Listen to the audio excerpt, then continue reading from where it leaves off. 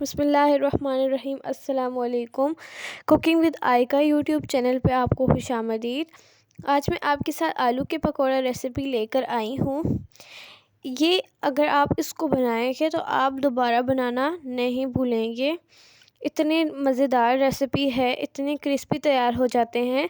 आप इसको रमज़ान में बना सकते हैं, टिफ़िन में पैक करके दे सकते हैं, ऐसे आप बारिश वाले दिन बना सकते हैं। तो रेसिपी को एंड तक ज़रूर देखना। रेसिपी को स्टार्ट करते हैं। सबसे पहले मैंने 3 पोटैटोज़ लिए, उसको धो के रख दिया है, छील कर भी, और उसके बाद इसको लंबा लंबा काट देंगे। मैं आपको बताती हूँ, इस तरीके से आपने इसको काटना है और सारे इस तरह काटते ही जाना है आपने। थोड़े से आपने पतले काटने हैं, जिस तरह मैं काट रही हूँ।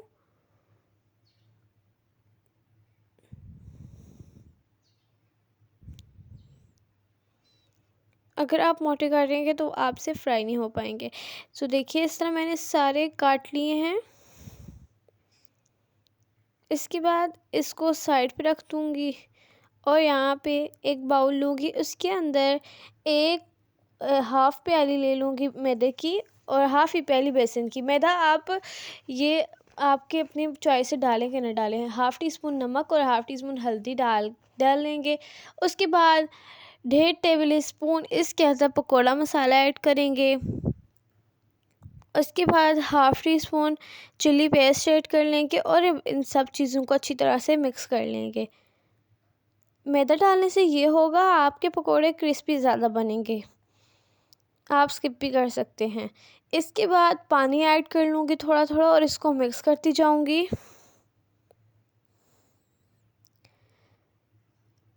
इसका हमने एक पतला सा बैटर तैयार करना है, तो इसलिए मैं इसके अंदर थोड़ा थोड़ा पानी ऐड करती जाऊँगी, मिक्स करती जाऊँगी।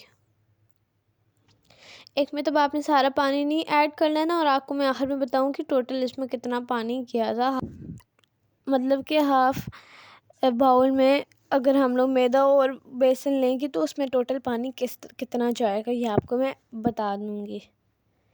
अभी थोड़ा थोड़ा ऐड करके मैं मिक्स करती जाऊँगी। तो देखिए कितना पतला सा बैटर तैयार हो चुका है। इसके अंदर हाफ़ ग्लास पानी गया है, बड़ा ग्लास। इसके बाद पकोड़े को बैटर के अंदर डिप करके मैं फ्राई करती जाऊंगी।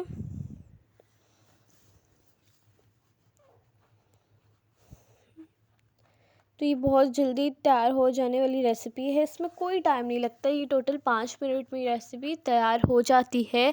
अगर आपके घर मेहमान आ जाते हैं, आप इसको ज़रूर ट्राई कर सकते हैं।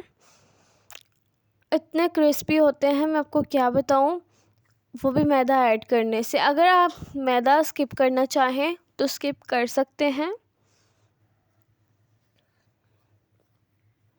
देखिए, कम से कम इसको 5 मिनट लगे और ये फ्राई हो चुके, और इन सबको मैं निकाल लूँगी। और इसी तरह मैं इसको डिश आउट करके प्लेट में डालूँगी और इस तरह ही सब बनाती जाऊँगी और निकालती जाऊँगी।